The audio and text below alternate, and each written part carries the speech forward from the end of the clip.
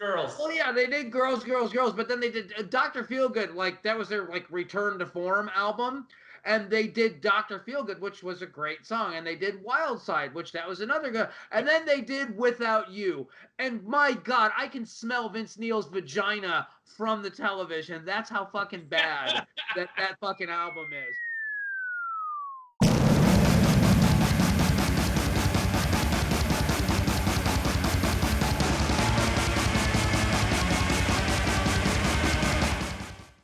He's Tony. I'm Mike. We're here to watch the fucking world burn in this episode. Jazz fingers, spirit fingers. In this episode, we'll be covering Forever Amber. Released in 1947, directed by Otto Preminger. Is it Preminger?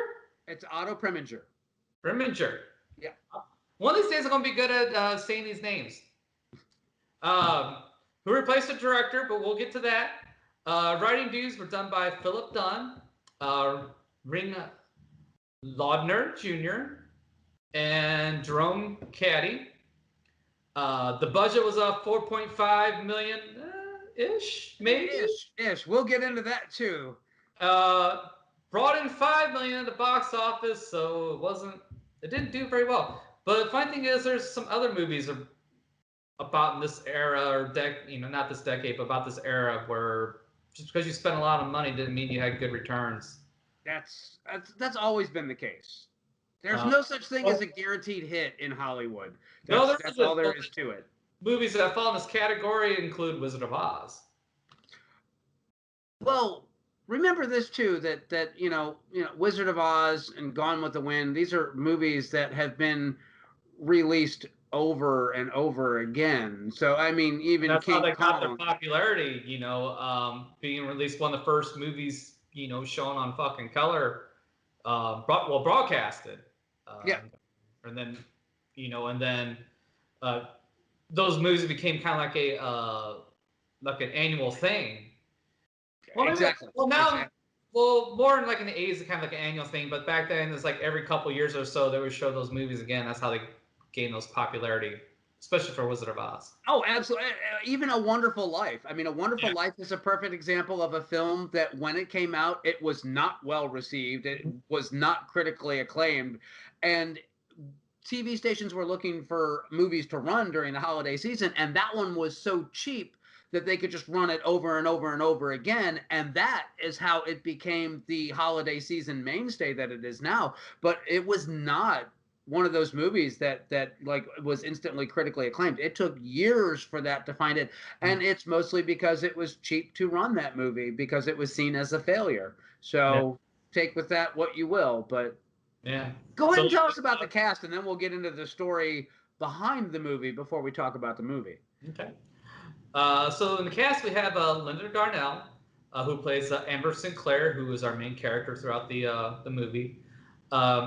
Cornel Wilde as Bruce Carlton, who is Amber's main love interest throughout the film.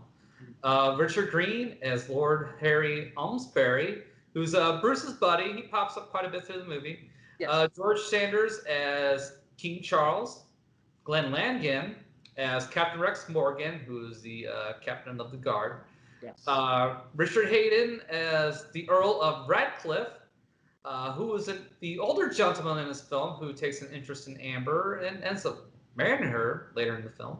Mm-hmm. Jessica Tandy as Nan Britton, who is Amber's kind of buddy and servant. Her valet, for lack of a better term. Yeah, basically it's her servant, somebody who helps Amber lace up her bodice. Anne Revere as Mother Redcap, who is the owner of the inn where Amber gives birth to her son, and also the headquarters of Blackjack Mullard, who is played by John Russell. And Blackjack Mullard breaks Amber out of jail and kind of teaches her how to be a thief and run cons and things like that. He doesn't make it very far in the movie. Which is a shame because he's from what little time he spends on screen, he's a really interesting character. So, so I mean, at this point, that's the cast. That's the cast. Oh well, here's the thing. This movie is and one of the reasons I want to talk about it is because this is kind of you see a lot of this kind of thing nowadays where Forever Amber was a scandalous, hugely popular book. When it was originally published, it was banned in 30 countries. And so that from that it kind of gained its reputation. But 20th Century Fox, well, I guess it was just Fox at the time. I'm not sure when it was actually when they were purchased, but the book rights for this movie were bought for $200,000, and that's 1946 money. So this was the most expensive deal for book rights. And then from there was multiple versions of the script, because in the original book, Amber character had 30 lovers throughout the course of the novel. They cut that down to 5. And the reason that they did it was they were trying to get around the Catholic code. This was a time where there wasn't, G, PG, R, X, anything like that. Basically, what you had was a Catholic coalition that would determine whether a film was considered suitable for audiences. It wasn't, too prurient. And this, based on the topic or the subject matter of this particular book and this particular movie, they closely worked with the Catholic Coalition's office and literally went through something like, I want to say it was over 30 drafts of the script, and they were just trying to get the approval just to move forward with the production. And they finally did actually get approval for the production. But then they started filming. They had a different director. They had mostly a very different cast, except for like Cornel Wilde. And they got about 3 months into filming the movie. And after they started actually going back and viewing some of the footage, it was determined that the young actress that they had cast in the film, she did really well with the younger Amber. But when they were filming the stuff where she'd kind of become a bit more of a vixen, a bit more sultry, a bit more manipulative, it was described that she looked like a little girl trying to play dress up in her mom's clothes. It was really condemning stuff. And because this whole movie is basically the story arc of Amber going from her very humble beginnings to rising up into the ranks in court, and basically doing it to pursue Cornel Wilde's character, it didn't play. So what wound up happening was they stopped production on the film for 3 months. They fired the director. They recast a whole lot of people. The first one, they tried to get Gene Tierney to play Amber, but Gene Tierney basically didn't care for the script. This was not one for her. And I love Gene Tierney. What was she in? You will have seen Gene Tierney. For me, I remember her in The Razor's Edge. She is Tyrone Power's love interest throughout all of The Razor's Edge. But Gene Tierney was one of the big leading ladies at the time. I'll have to look her up because I'm not familiar with her at all. Gene Tierney is quite possibly the most beautiful woman that has ever lived, ever. She is absolutely stunning looking. And I'm saying this knowing full well that Linda Darnell was cast as Amber in this film. And Linda Darnell is stunning. She is an absolutely attractive woman. But Gene Tierney is flawless. That's all I can say about that one. Anyway, it's a very storied production. So they fired basically everybody involved. Otto Preminger agreed to direct if he could go back in and rewrite the script, which is why in the credits it's listed there's 3 writers, but the screenplay is by, and I don't remember the gentleman's name, but yeah, that's the reason why he's listed as the screenplay is by him, is because he did the final rewrite on the script that was used for filming. And they went into production, and budget reports say that this cost $4.5 million to make. But because of that halt in production and because they recast and because they got a new director, there are reports that say that this movie cost somewhere in the $6.5 million range. So it was a bit more expensive than what they actually reported on this one.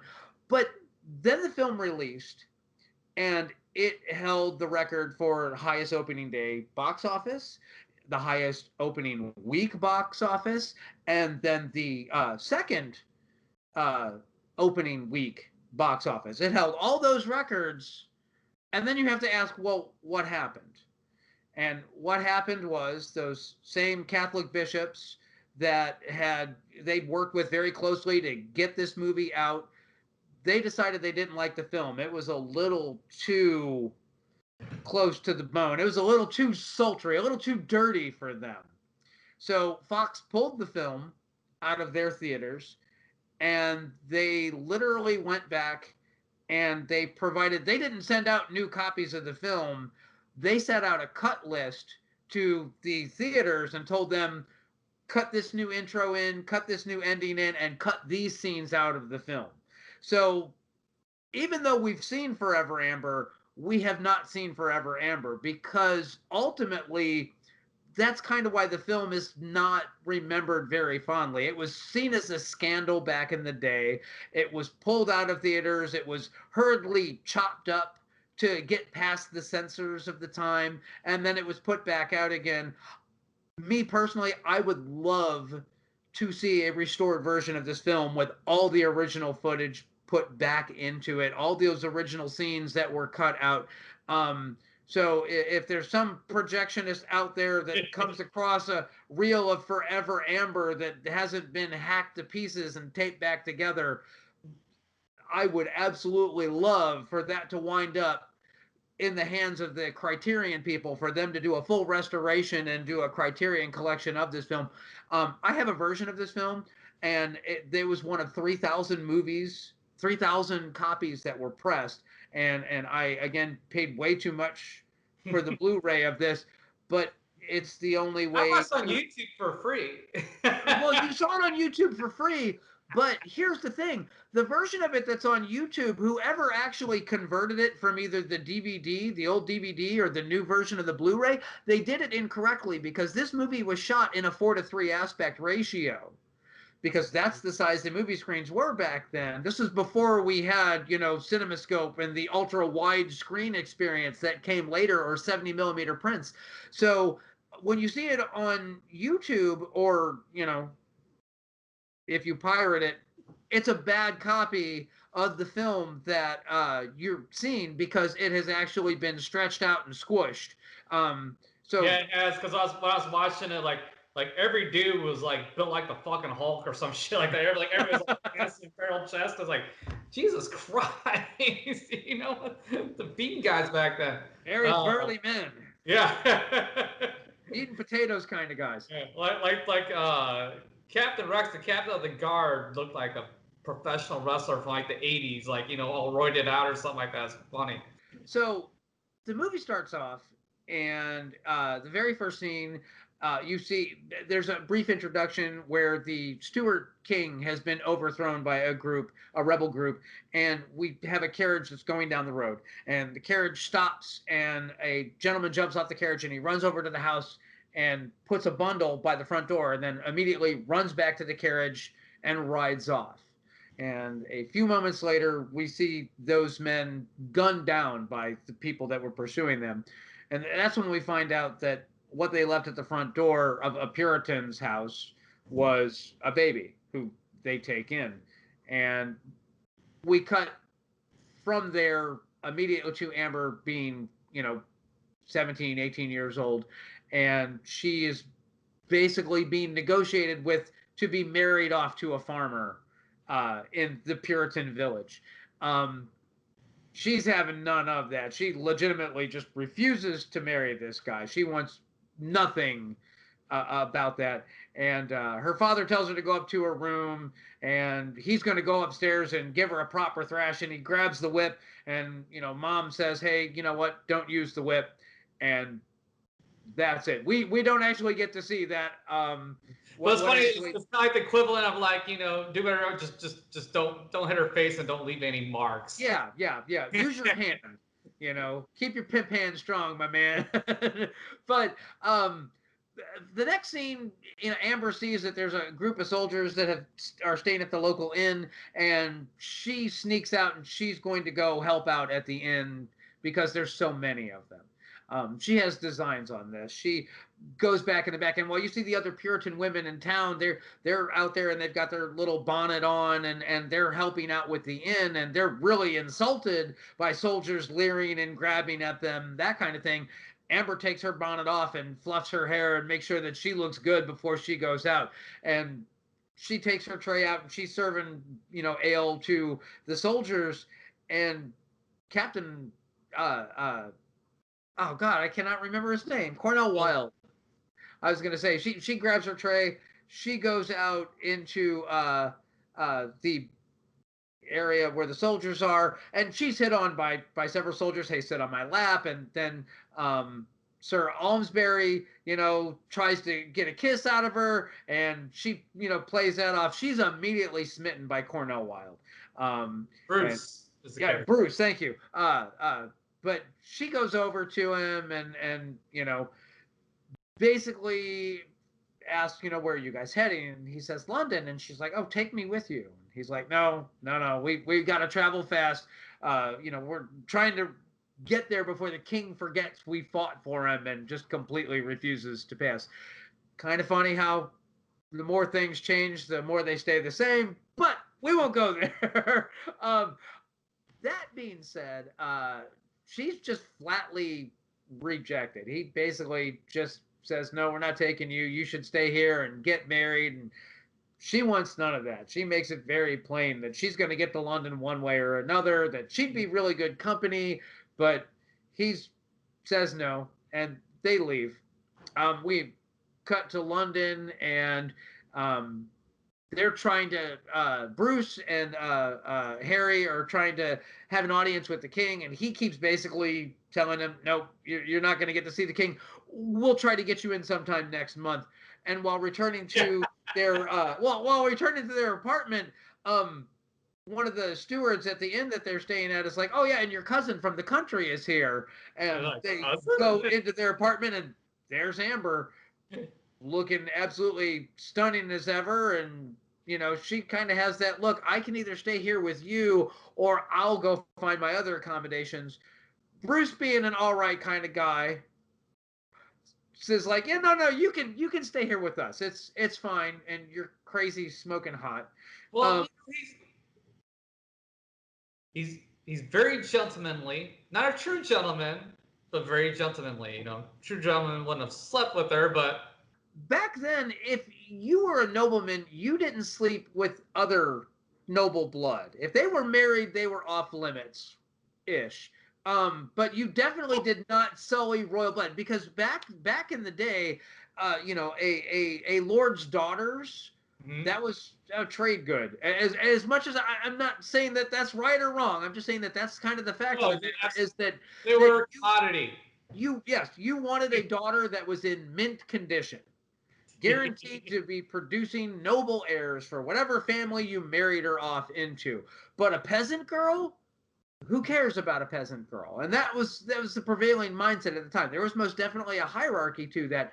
So again, he was very gentlemanly, really. I mean, he treated her above her station. He banged her, left her like any other one of those other soldiers or whatever, but actually treated her nice, treated her like a lady, even though she wasn't a lady at all.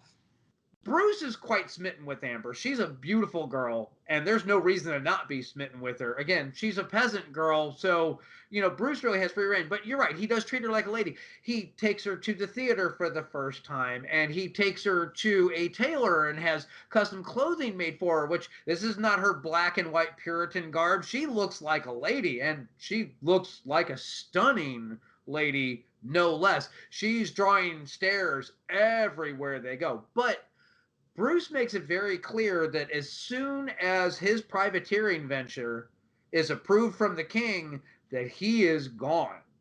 And That means before you go further, can you explain what privateering is?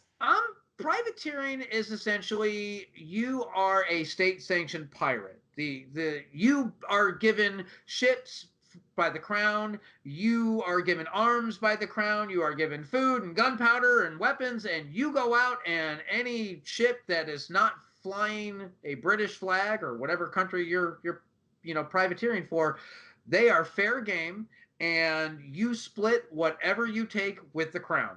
It's a very lucrative way. It's a very dangerous way to make a living, but it is a very easy way to become very rich very fast, because at this particular time, gold from the New World was constantly being shipped back to Europe. So hit the right Spanish galleon and you are set for life. And the king is very pleased that you have lined the royal coffers. So that's what privateering was. It was very common practice during this time period. Yeah, And so these were the early days of the American colonies, because later in the movie, Bruce comes back from Virginia. yes, Yeah, yes, we will get to that. we'll We get will to get that too. But just to kind of give you guys some type of context of when this movie takes place in American history. exactly. Well, the other funny thing about it is that Amber's family, the family that raised her, they are Puritans, and Puritans are some of the very earliest settlers of the Americas. So there's a lot of ties to the New World in this. But anyway, so Bruce treats her like a lady, and at the end of the day, he does get his privateering venture signed off on by the crown. They agree to give him 2 ships and tell him to basically leave and get out of Dodge. I won't spoil the circumstances, but it's entertaining. Um, he leaves Amber with 200 pounds to settle all of the debts that she may have incurred, especially with the tailors for all the dresses and all that stuff. And she goes to the tailors that her and Bruce had been seen at earlier in the film, and she's paying off her debt. And she basically, they read her immediately for the wide-eyed, naive girl that she starts off the movie as. And so they, introduce her to, oh, well, you know what, you can invest your money in goods from the New World, and you can reap pennies and sow pounds. And from there, it's very much indicated that they basically talked her into, give us all your money, and we're going to tell you we're invested it. They rob her blind, Yep. and then on top of robbing her blind, she racks up some considerable debts. So we cut immediately to her court case where she's trying to express the fact that she was swindled, and again, simple peasant girl, they're hearing none of it. They send her to debtor's prison. Yeah. And Um, here's the thing: is she's like, well, you can ask Bruce. Well, where's he at? Well, he's out to sea, and they laugh in court. yes. Your worship, if you'll but send word to my Lord Carlton. Oh, where's he? At sea. At sea?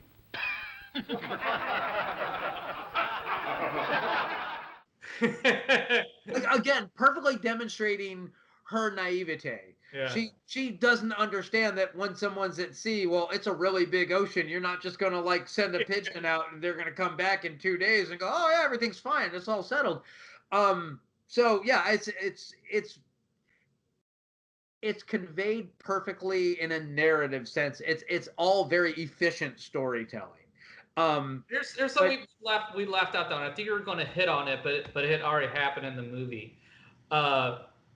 Part of the reason why Bruce kind of got his privateering thing is him and Amber went to a social gathering, and I don't remember if it was a theater or not. It may have been the theater, but anyways, Bruce knows the current. Well, I was trying not to give mistress every of the plot king. point away. I was trying not to give every plot point away. That's why I kind of glossed past that one. It's a 2.5 hour movie. I mean, come on. So anyways, so so Bruce knows the current mistress of the king. Yeah. And so he goes up, to kind of chat her up to kind of help get him to see An the audience. king. Yeah. To get an audience, so get that privateering thing going on. Well, King walks in on them. They weren't doing anything. They were talking, but still, just that alone is a major slight against the king. Yeah. And so basically, the king knowing that, hey, this guy's, you know, can probably take this girl away from me. Here's your privateering thing. Get the fuck out. Don't come back for quite a while. So that's why Bruce is out to sea for so damn long, is because the king was actually quite generous and nice, and it's like, here's your thing, and get the fuck out, Dodge, and stay out. it was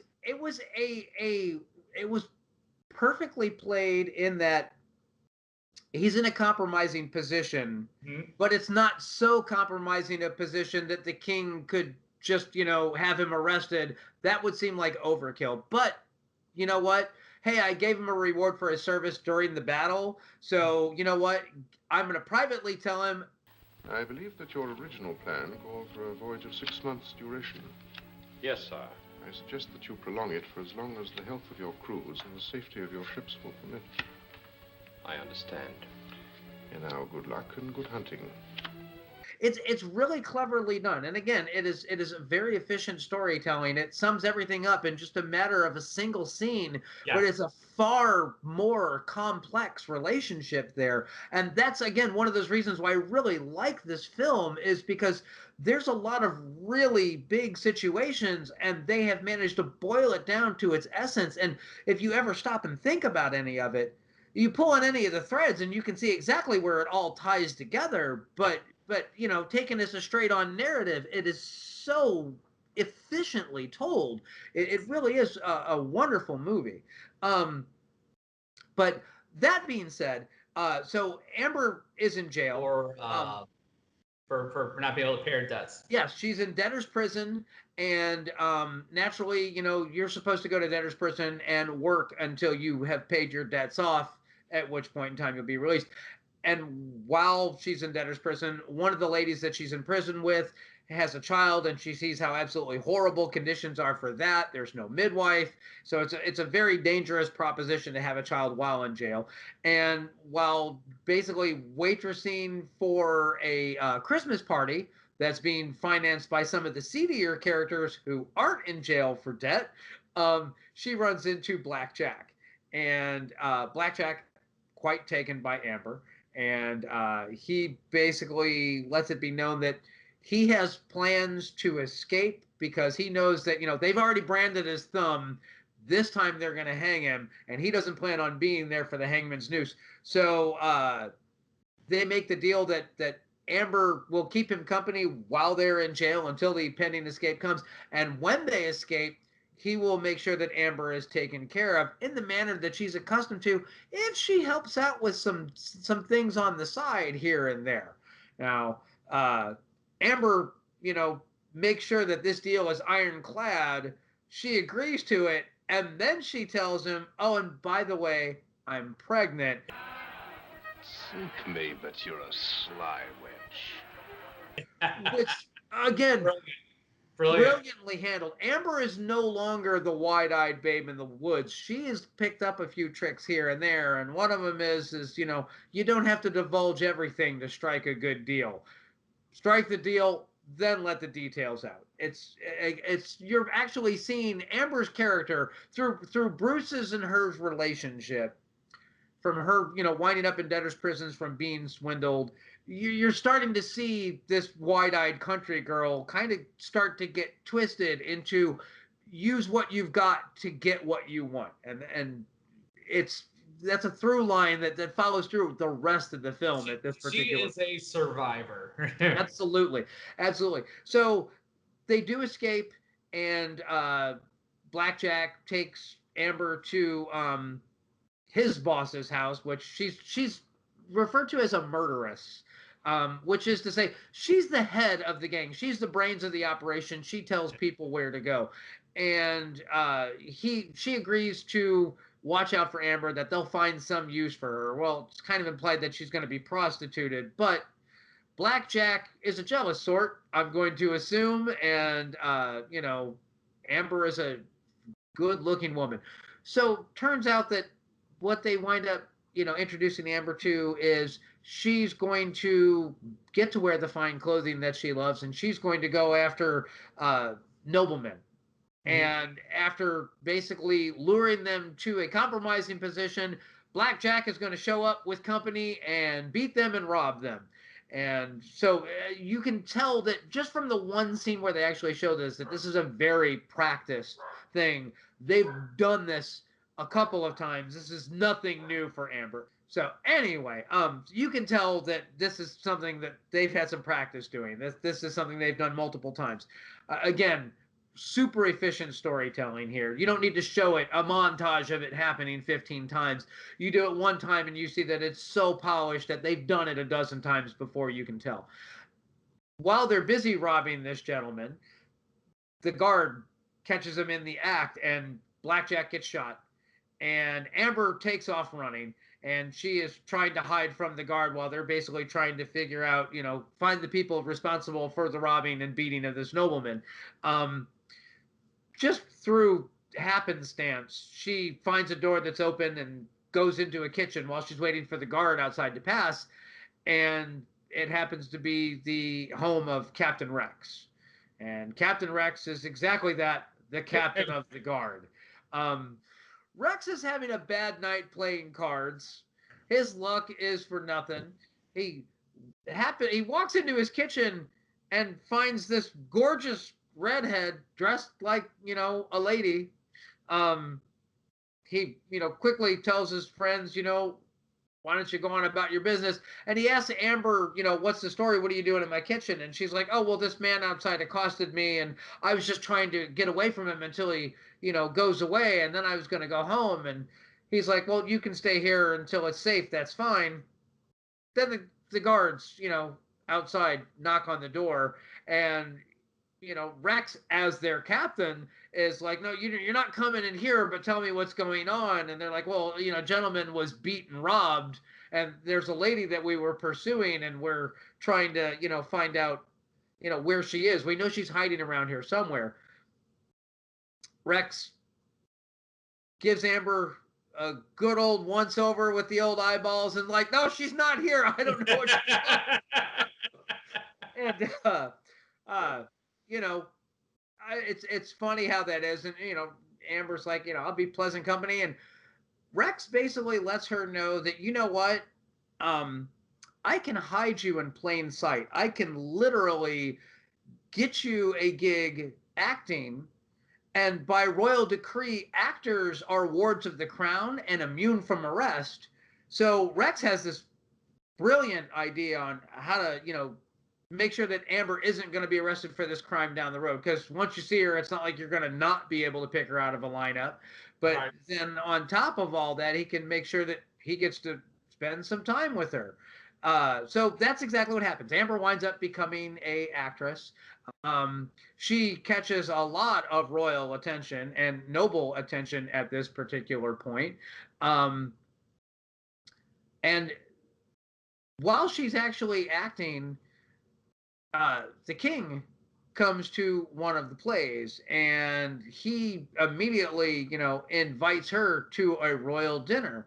And Amber's naturally, completely, oh, well, most definitely, absolutely. And as it turns out, that's not going to happen because Bruce has arrived. He's back from his privateering venture. And Amber's like, have I got a surprise for you? So she grabs Bruce. They take a ride out to the country, and she's straightforward with Bruce. She's like, yeah, I'm seeing Rex, but, it's not anything serious. We just enjoy each other's company, sort of thing. She's very evasive about a lot of things. And they go out to the country where little Bruce is being kept. And so Bruce is introduced to his son, and it's very heavily led to that they did sleep together the days that they spent out there.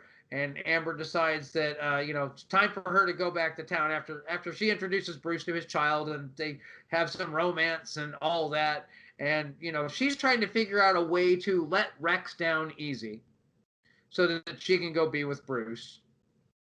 And she gets back home, and Bruce walks her inside, and Rex is there, and he knows what went on. He is like I don't know that Rex ever finds out about little Bruce, but he definitely knows that Bruce and Amber had a thing going on. So basically, he is this is my betrothed. I asked her to marry me, and you have done a great disservice to my honor, and we are going to settle this in the good old-fashioned way. We are going to go out and we are going to duel. And Bruce is kind of like Amber has no sense of what's really going on here. This really shows her naive country upbringing. She has no notion of what being honorable is or what this is going to entail. And Bruce is like, you fool, you very well may have killed me or you in this particular instance. But Rex basically says, you know what? Have your men standing by. I'll send somebody to let you know the details. And we immediately cut to the morning of the duel, and Bruce asks him, hey, can we just, whoever draws first blood, will honor be satisfied at that point? And Rex is like, I don't think so. That's not going to be good enough. And then they duel, and Bruce lets Rex cut him. He basically fights well enough to where he gets stabbed, but it's not like a serious wound. But he asks him again. Let this satisfy your honor, Captain. Take your sword, sir. They continue to duel, and Bruce realizes it's him or me. I've got to kill this guy. So he stabs Rex, and Rex falls to the ground, and Amber runs to Bruce. And Bruce turns and looks at Amber and says, there's a man over there dying. You need to go see him. And she's got that, but now we can be together. And Bruce is like, you fool, do you not know what you've just done here? So it's showing her conniving. It's showing her naivete. It's showing the fact that she places no value on honor. And this man that was good to her and actually was giving her money and making sure she was well cared for and making sure that she was safe from arrest, he's dead now by Bruce's hand because of her manipulations. So as you can imagine, Bruce don't want none of this. So Amber just goes on with life at the theater, and after it's all said and done, another nobleman, the Earl of Radcliffe, invites Amber to go out, for a meal or to join him at Radcliffe Manor, I believe is how it's potentially phrased. Radcliffe is by standards then, an elderly gentleman. Oh, he is old school money, number one. Number two, he is recently widowed. He was married to a young, beautiful woman in Italy, and she died of some mysterious malady, I believe is how it's phrased. And so he's heavily got of probably not natural causes, and probably because you pissed off the Earl. I would assume that his young Italian wife probably got caught up to some shenanigans, and he poisoned her. That's kind of really how I read that one. A mysterious malady. Yeah, she fell into a sleep and died. Oh, yeah, it must be some strange flu going around. But, yeah, anyway, more on that in a bit. Linda... But the Earl Radcliffe is quite a bit older. He's probably like in his late 40s, early 50s, which was very old for back then. I would actually assume he's even older than that. I'd always assumed that he was in his late 50s, early 60s, because the courtesans that he runs around with through basically whenever there's any royal, goings on, if there's a court or a ball or anything like that, the other nobles that he spends time with they're all silver haired and portly and most definitely they're definitely in the previous generation. Precisely. So just to kind of cut through a lot of stuff, Amber winds up marrying the Earl of Radcliffe. It's kind of an arrangement where, she wants his money and he wants a young and beautiful wife. He wants to appear, young and virile and on his way to having some heirs. And at on the actual day of the wedding, um, turns out that there's news that there's a plague that's wiping out London, and there's just a lot going on. There's also, I want to say they were talking. I don't remember if they were talking about the fire at the wedding or not, but I know they were talking about the plague. The fire was later.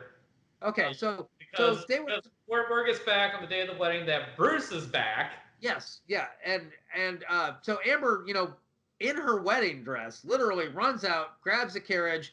She tries to get somebody to drive her to London. They're like, no, the sickness, we're not going. And she's like, fine, I'll drive myself. And she, rides into London and goes to meet Bruce on the docks. Bruce is exhausted, and he tells her that we're trying to get unloaded, but getting people to even work at the docks right now is almost impossible because of the sickness. And, they're very in your face about, the carts with the dead that are piled on it and the houses with giant red crosses painted on them. The dead moment, dude. It was fucking yes. awesome.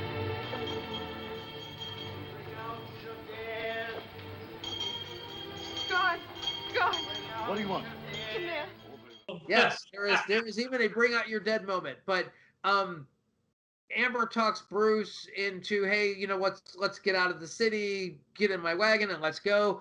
And they're kind of chatting, and Bruce is getting sick while they're riding out of the city, and he collapses. So Amber pays a guard so that they can shack up in a house, and she drags him inside, and she's trying to nurse him back to health. She pays to have a nurse, one of the local. I don't even know what you would call her. She's not a doctor.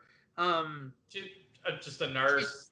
Yeah, I was gonna say. So she hires, a local medicine woman. There's the phrase, She Amber hires a local medicine woman to come and tend to Bruce, and they talk about the fact that he's got sores and that there's pustules, and that she's betting pretty much that Bruce is going to be dead by morning, and because of this medicine woman decides that she's going to try to rob Bruce because he's going to be dead, so he doesn't have any use for it, and she's got a lot of people to tend to, and she deserves some extra cash on the side.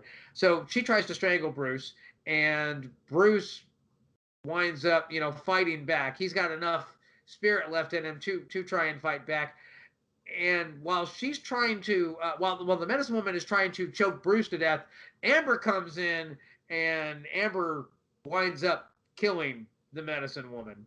Mm-hmm. At which point, Amber decides, you know what, I'm going to basically cut open the sores and bleed the pus out of them. And they don't show it. It's not graphic, but it's very much happens. Like, she peels back the bandages, she gets a knife. You don't see her stab it into his flesh, but you see his expression of pain. So you can tell it's a 1940s movie because they're not going for gore, but they're trying to tell the story, again, as efficiently as possible. So Amber nurses him back to health. She avoids getting sick herself. And then while Bruce is getting dressed and they're getting ready to leave the city, the Earl of Radcliffe shows up. And for Bruce, this is strike two. Bruce knows what's going on. And the Earl of Radcliffe refers to her as, the Duchess of Radcliffe? Yes. So he's letting Bruce know in a not so subtle way, we're married, she's my wife, and you, sir, are, stepping over the bounds again. And the last time that Bruce had seen Amber, it led to Captain Morgan's death.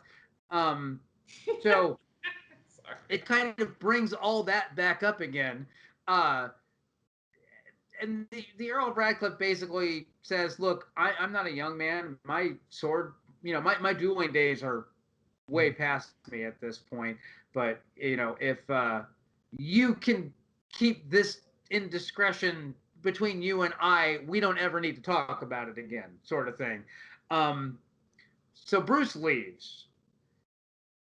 He doesn't even say goodbye to Amber or anything like that. And Amber walks in, and there's the Earl of Radcliffe, her newly found husband. And, he basically lets her know, you're my wife. You're expected to act and behave a certain way. This is way beyond the pale, and you're never to see that dude again. And we're going to go spend some time in the country so that you can learn your place. Yeah. And, they they do everything they can to kind of get around it. This is where, like, you never really figure out how long Amber and the Earl of Radcliffe are married. It's very much cut in a kind of a weird way. So I'm sure that there's some stuff in there that wound up on the editing room floor, but because they go to court, they go to one of the king's balls.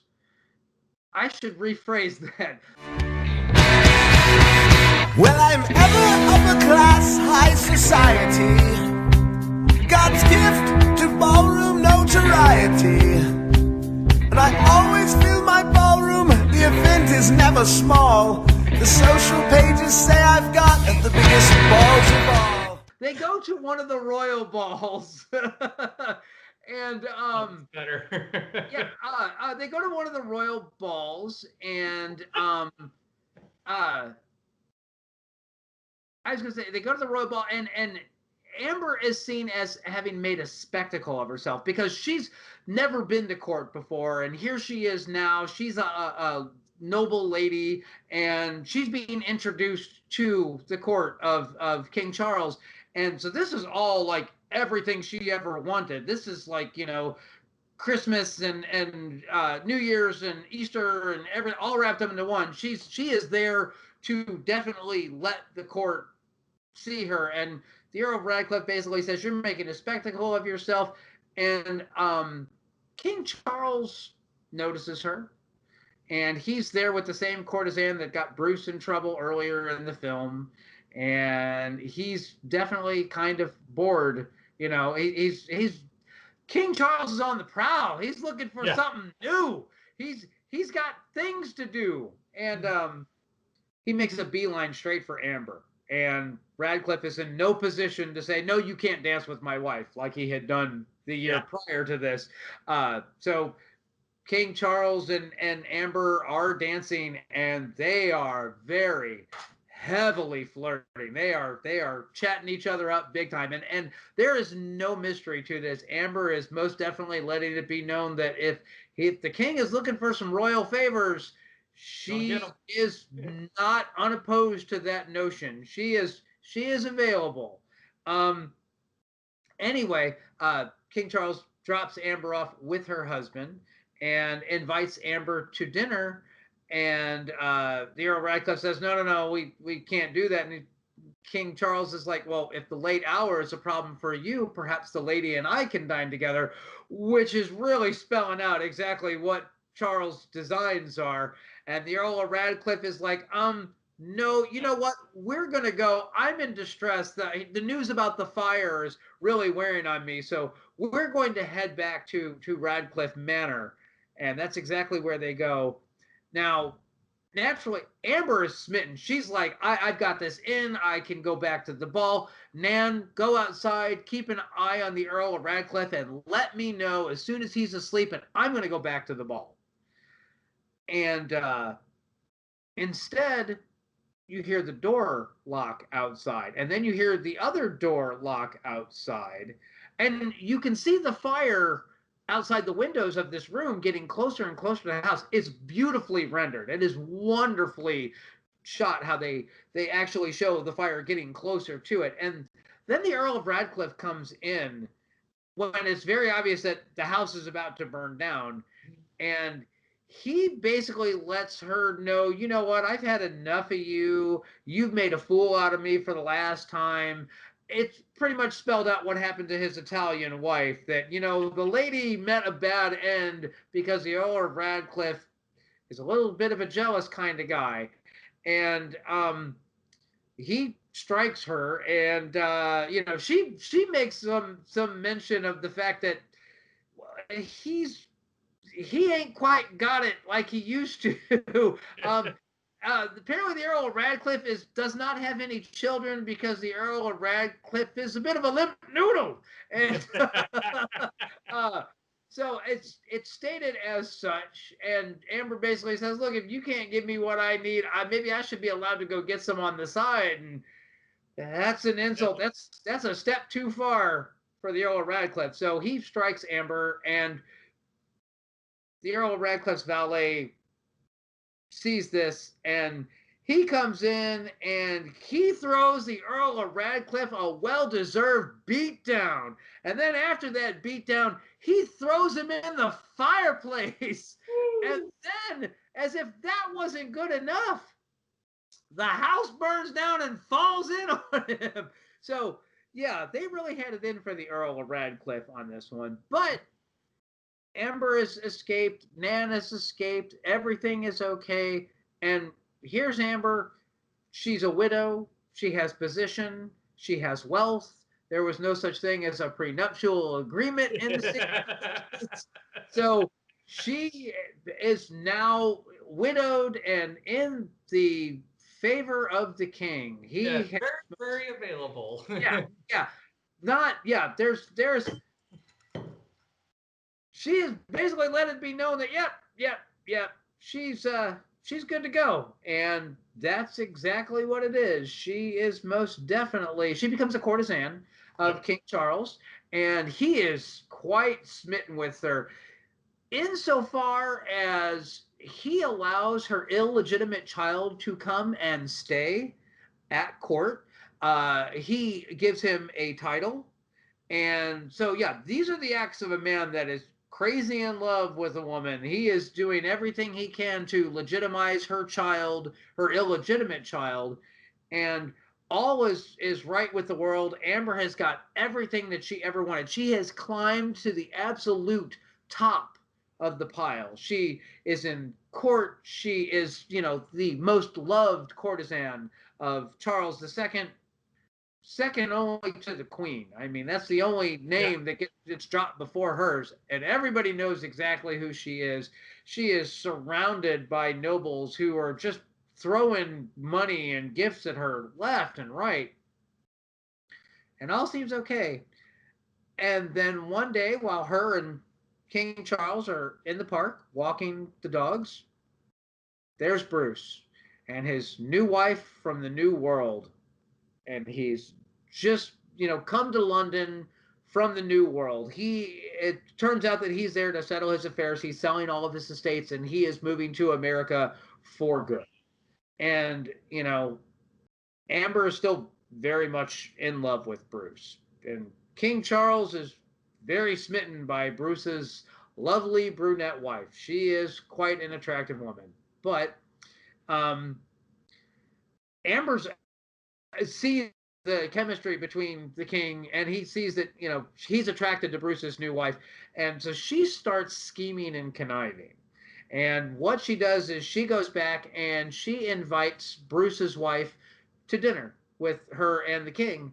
And the invitation is sent, it's received, and the lady, I cannot remember her name to save my life, but she comes to dinner, and they're dining and chatting and this and that, and Amber excuses herself. So the king she says Karina can be alone together. Yes, for the king to it is most definitely designed to make it to where even if nothing happens, the king spending time alone with a woman, not Amber, not his wife, it's intended to make Bruce jealous. And this whole scheme is brought about because of a conversation that Amber had with Bruce where, she's a, upright and virtuous woman, the like you never see here in court. And Amber's whole point is to prove that, she's no better than I am. She is just as conniving and underhanded, and given an opportunity, she'd do the same sort of things that I have done. And so Charles and Bruce's new wife, they they figure out that Amber set this up, that this was most definitely a scheme, and that Amber had designs on this whole thing. So Charles sends her home, and he goes to Amber's bedchamber, and Amber is writing a letter out to Bruce that says, right now your wife is in a chamber by herself with the king. And again, this is all intended to basically break up Bruce's marriage so that Bruce and Amber can be together, or at the very least make it okay for Bruce to have some, alone time with Amber, because his wife is cheating on him, so what's the big deal? Charles walks in and basically says, hey, you know what? I know what you did. I know that you did it on purpose, and I wouldn't send that letter that you are obviously hiding over there from me. So, maybe you should take your child and you should leave. I think your time here at court is over with. And Amber's pretty broke up over this. She wound up with not having the king, not having Bruce. The very next day, she's there. She's packing up her belongings. She is preparing to leave court. Naturally, she's being hit on by everybody. And even the Chamberlain, who is aware of everything, he realizes Amber has fallen. She is no longer in royal favor. So Amber doesn't really have much of a shot with any of the noblemen, because they're not going to be able to bring her back to court again. Yeah. But hey, he's a well-to-do guy. He doesn't have a title or anything, but he's well-liked, and, maybe Amber would be interested in him. She ain't having none of that. But then Bruce shows up. And Amber naturally thinks, well, Bruce is here to basically come claim me, that I am his, that we will be together after this. And Bruce... Quote the line for me. Because at this point, Amber is 25. Yes, yeah, well, yeah, what she says is...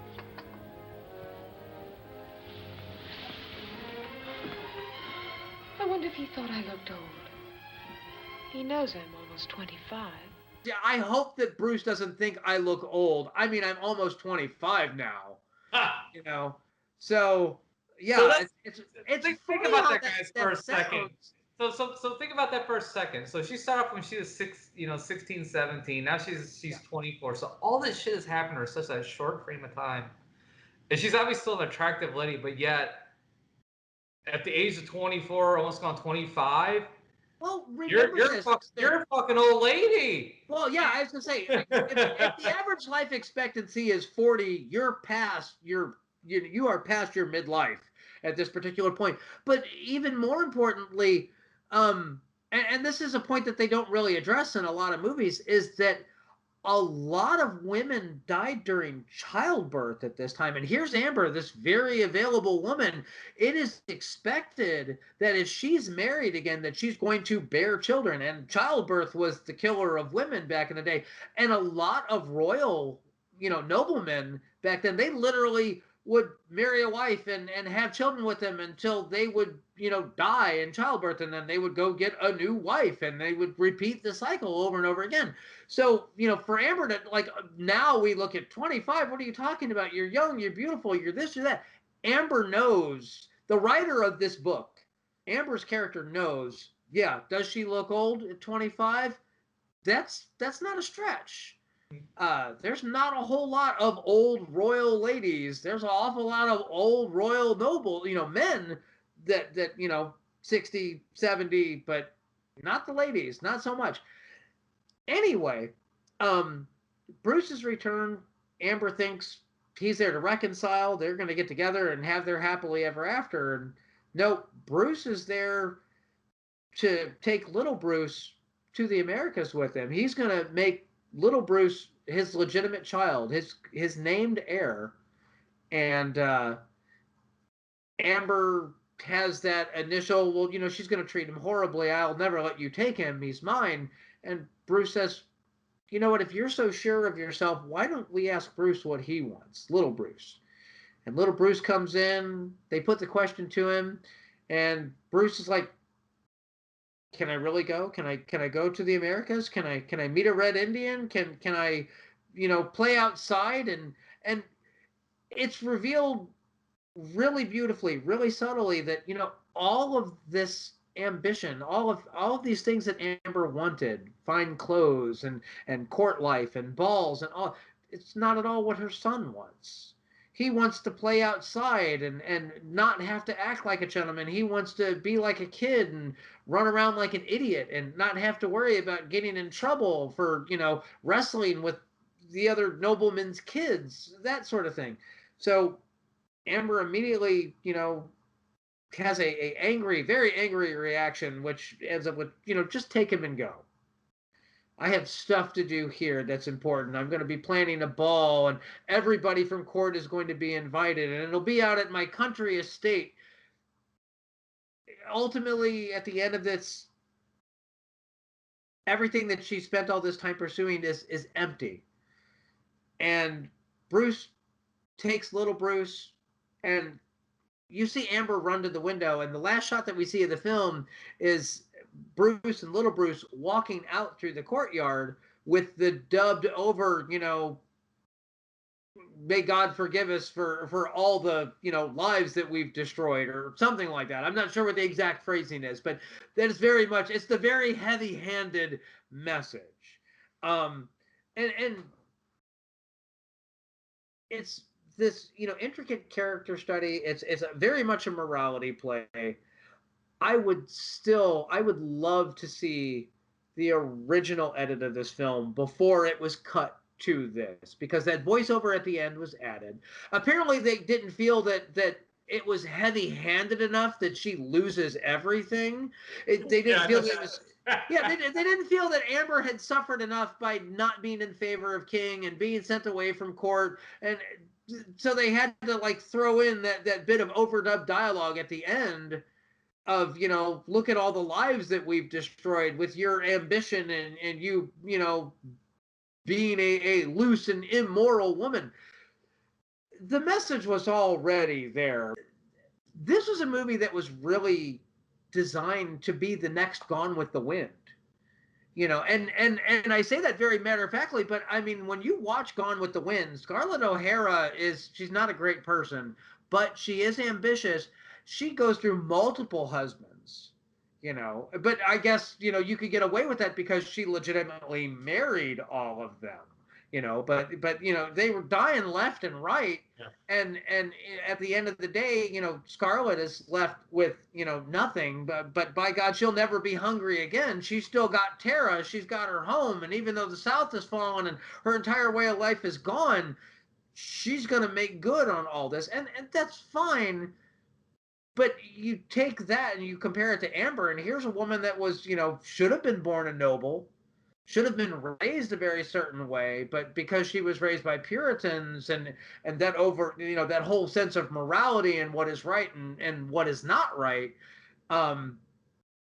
it really alters the fabric of that character. And even there's a lot of parallels between this and Gone with the Wind. Ambitious women that are trying to get what their heart truly desires. Mm-hmm.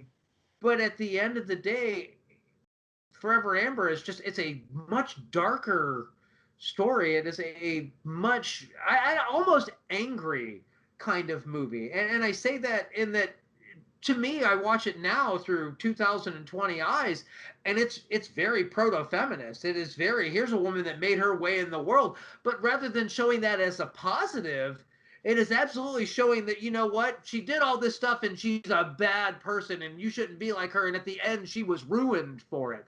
So that 1940s morality really smacks you in the face, but everything up to that last scene, really doesn't play that way. I'm not going to say she's a sympathetic character, but she's definitely an identifiable character. You can definitely get oh yeah, I kind of would have done the same thing, but then all these outdated notions of morality and what noble ladies are supposed to do get in the way of her getting ahead. So it's a dark movie.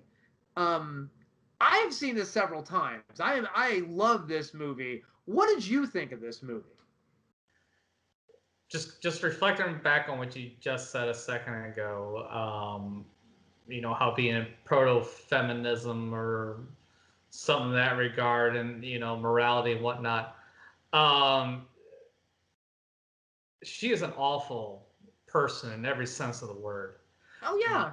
She is not. She was not a good daughter.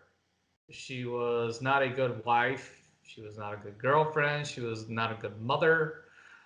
I mean, she cared for her son, but not in a motherly way. She cared more about how he would be seen in court and make sure that his status was legitimate, But she's not motherly in any way, shape, or form. And she's not a person you should cheer for or root for. Yes, you could absolutely feel sorry for her. She did not deserve to be swindled. And so a lot of her circumstances were out of her control. But once she reached certain height and got that taste of fucking power, she had to have it. And about the only thing she really truly loved was Bruce. And at the same time, it's like, well, did she really and truly love him, or was it just an obsession? Just like everything else in her life was an obsession, obsessed with status and things like that. So I think even then, her love for Bruce probably wasn't really truly love. I bet if she actually would have ended up with Bruce, she probably would have left him for somebody else later down the line. Anyway, it was just one of those things. Bruce was something she couldn't have, so she had to fucking have it, just like everything else in her life. Yeah, no, I absolutely agree with your take on that, but I'm going to say that she genuinely did love Bruce.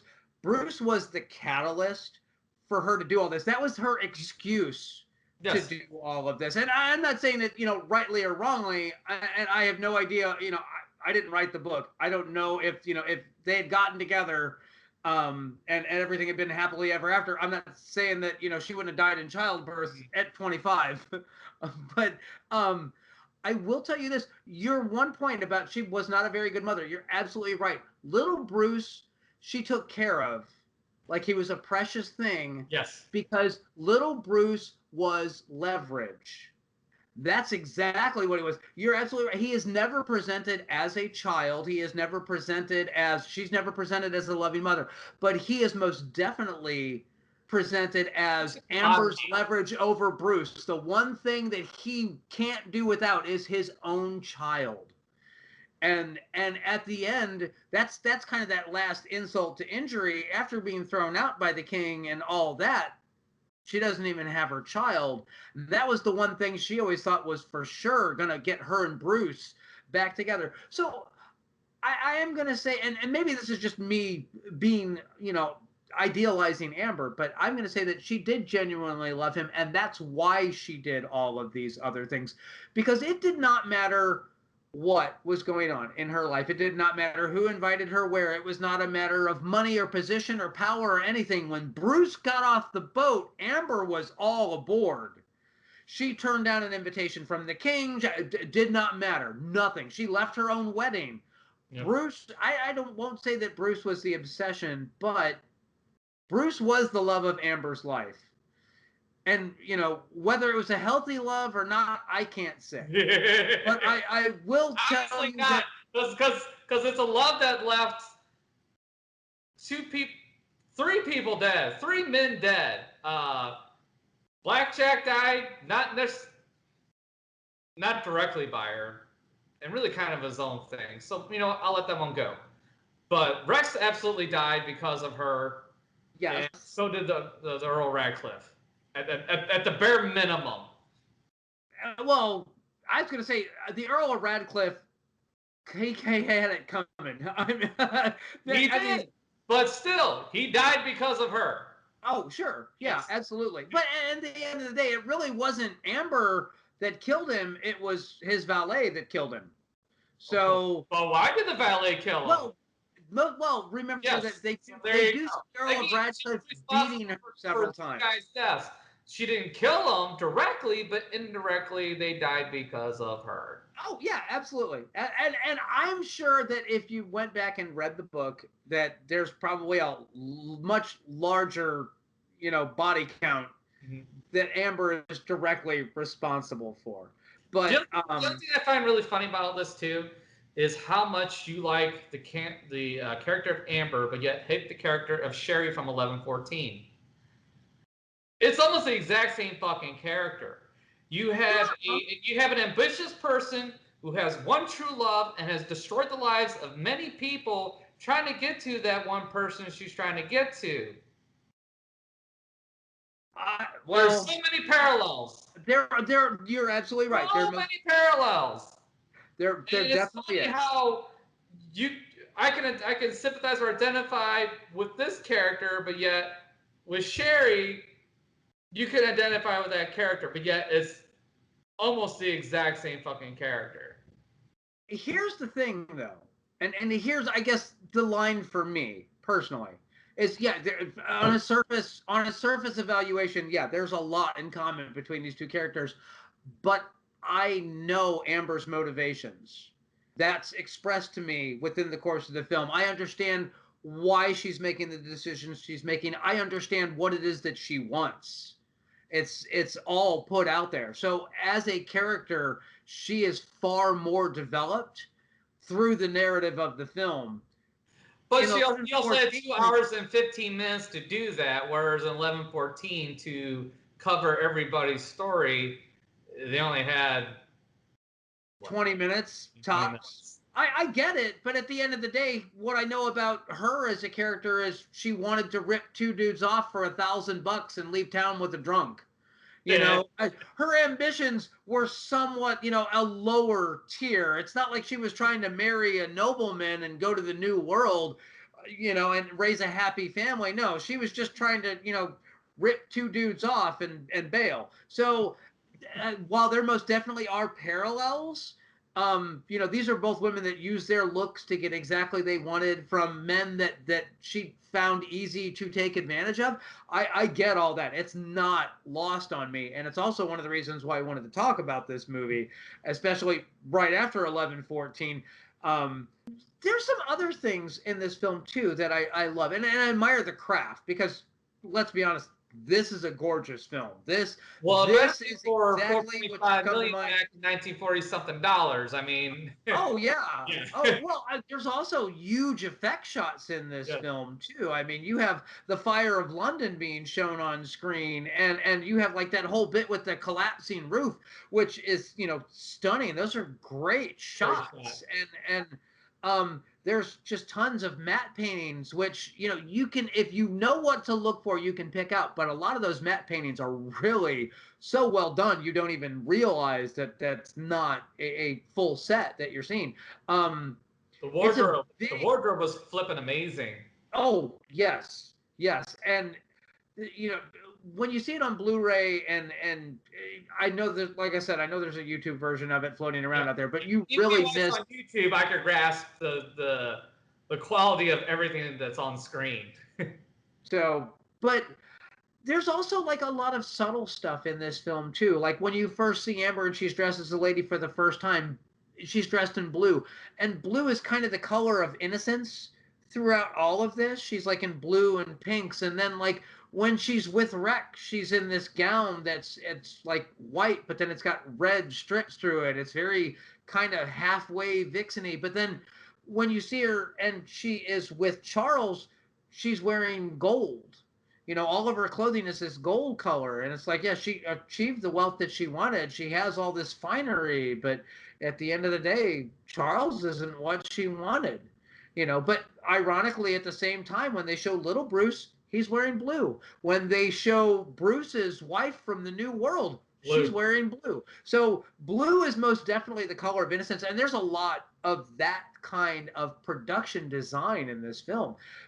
Every penny on this movie is on film on this. And this, film stock wise, this was shot in Technicolor. This is right after World War II. This is when color films had finally started making a comeback again, because The Wizard of Oz was 39 and that was shot in color. But because of World War II and because of what it cost to make film, color film was not available for Hollywood. So that's why you see these films go back to black and white, and it's not until the late 40s, early 50s that you see color films come back again. But the reason for that is, Technicolor was a 3 film strip process. You would have 1 strip for yellow, 1 strip for red, 1 strip for blue. So you had a camera that's literally shooting 3 rolls of film at a time for everything. And then you have to process all that film, and then you have to edit all that film. So if you're shooting and your yellow strip gets damaged or is wrong, is something wrong with it, that's not a usable take anymore. So shooting color film back then, hugely expensive. There's a reason why it was only the really big costume dramas that you saw shot in color, or movies like, event films like The Wizard of Oz. It was not a cheap process back in the day, so that's why there's so few of them. I don't know, what other thoughts do you have about the movie? Movies of this era are hard to watch because of the melodrama. The music is grating after a while. And it didn't really hit me why I didn't like watching these old movies until I saw this movie. It's like, God damn, it's like every scene's got this music. I'm just sick of hearing this dramatic music over and over and over. And the only scene that didn't have it, I didn't really notice it until you pointed it out, was the duel scene with Captain Morgan. Sorry, I can't help it. Captain Rex and Bruce. May I suggest, Captain, that we consider this matter settled when blood has been drawn? The matter, my lord, will be settled when one of us is dead.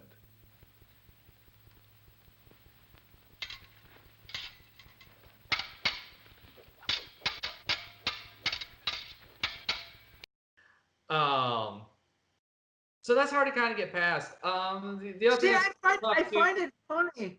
Hang on, I just want to say, I find it kind of funny that I'm glad you pointed out, because I never would have noticed it, because I watch a lot of old movies.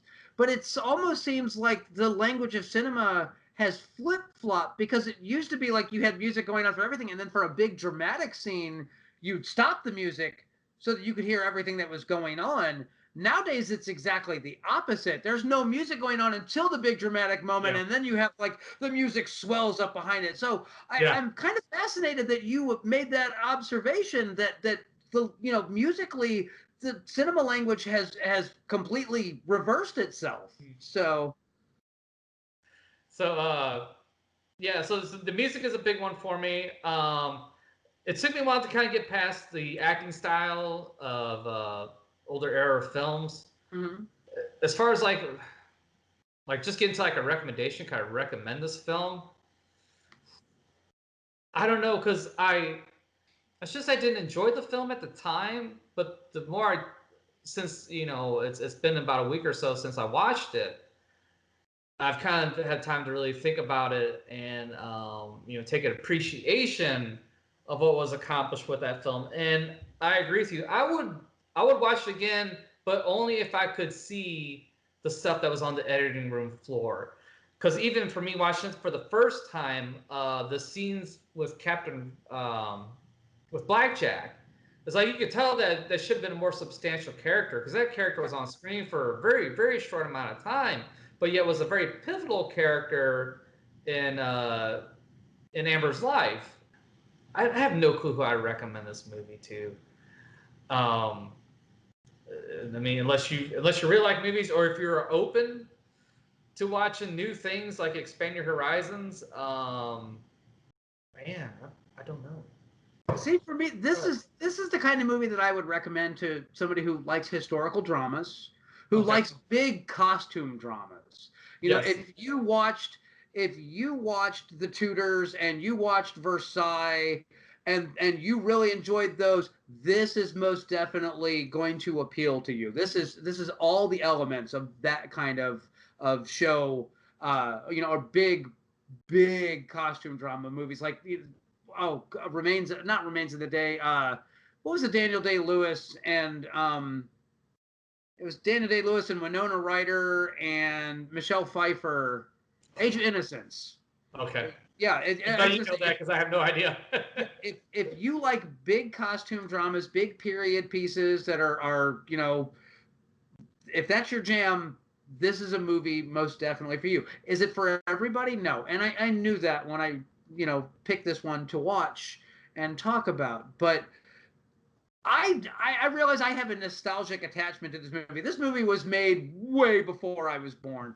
And this was one of those movies that I caught when I started really getting into older films, and really getting an appreciation for cinema before Star Wars, for lack of a better way of putting it. Old school cinema. And I think what I would recommend in its place, A Lion in Winter. The Lion in Winter. The Lion in Winter, yes. Yeah, I was gonna say The Lion in Winter is one of those films that's kind of the beginnings of the cinematic language as we know it today. It was the end of the old school big Hollywood studio type movies. The last movie I can think of that was kind of really shot the same way Forever Amber is Cleopatra, and that was like that big huge 20th century, or Fox Films, and we spent millions of dollars, and that movie was a dud. It was a bomb. It did not perform well. But Elizabeth Taylor, it had all the makings of what should have been a gigantic movie, gigantic historical epic, but it failed. And I think that was when you started seeing that change in mindset of, hey, you know what? How about we do these, smaller, more nuanced, more artistic kind of films. And The Lion in Winter, which, if I'm not mistaken, was a stage play, they decided, well, this is a perfect kind of piece that we can adapt to it because, it's small cast. It's not thousands and thousands of extras in armor marching down the beach. It's 5 people in a castle, So just saying, I would not lump The Lion in Winter in with old school cinema. I love that movie. I dearly love that movie, but I would not say it's the same era of cinema as Forever Amber.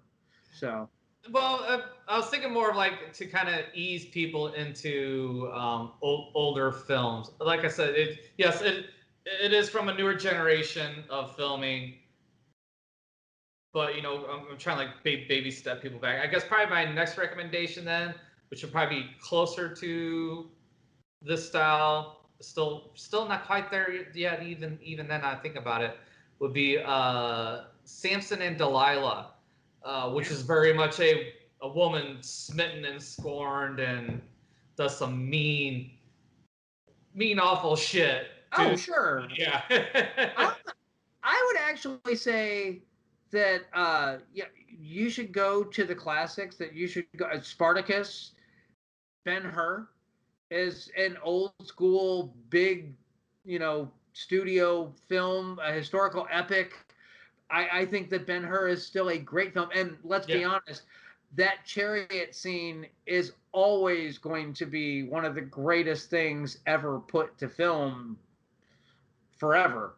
There's a movie that I admire a great deal, and it is called Lady Jane, and it is Carrie Elwes and Helena Bonham Carter, and it's an early 80s film or mid 80s film, and it is all about the very short history of the 9 Days Queen. And if you like historical films, but you're not all that up on English succession and how, this is a movie that her reign was only 9 days, so they could fit a lot of stuff in that movie. And yet at no point does it ever feel overwhelming. But check that one out. I think that people will enjoy that. I don't know if you can find it on Blu-ray or anything, but it was a very early film in Helena Bonham Carter and Carrie Elwes' careers. They both have gone on to do all kinds of amazing stuff at this point. But I fondly remember that film. And Patrick Stewart is Helena Bonham Carter's father in that film. So there's another reason for you to go check it out. It's back when he was a proper Shakespearean actor who took a side job on film from day to day. As much as I love this movie, this is a film that is ripe for a remake. You don't have to worry about Catholic bishops condemning your film and it, basically being boycotted or shut out. This movie, most definitely go back to the source material, do it some justice, make it that big costume drama, tell the story of this woman that in, the 1600s is trying to rise above her social status and, pursue the love of man, and do the source material justice. The only problem that you're going to have is good luck finding an actress that is going to be able to really just encapsulate the character the way that Linda Darnell captured Amber in this film. Yeah, especially if you're trying to find somebody that is 25. Actually, or even 30. I can't think of an actress 30 and under off the top of my head that could pull off that role and do it justice. But I've been surprised before. So, anything else to say about Forever Amber? No, I think we're good. No. Yeah. Well, one thing we forgot to film this. A big thank you to Lynn and David who watched our Sopranos video and sent this gift. So thank you guys very much. It's much appreciated. I look forward to enjoying this and quizzing Mike on trivia that he'll look at me and go, "Can we talk about something else?" Yes. So, Mike, what are we watching next? Next, we're watching Megaforce. Oh, I cannot wait. This one's going to be a lot of fun, guys. Guys in silver jumpsuits with moose knuckles and furry chests looking like Barry Gibb. Making sweet love, hopping out of airplanes. Jumping for about 5 miles in their motorcycle. I mean, why wouldn't you tune in? Persis Kambata, Lieutenant Ilea from Star Trek The Motion Picture, is the love interest, and it makes me love Megaforce that much more. So I am so looking forward to talking about this. Me too. All right. So we'll see you guys next time. Rock.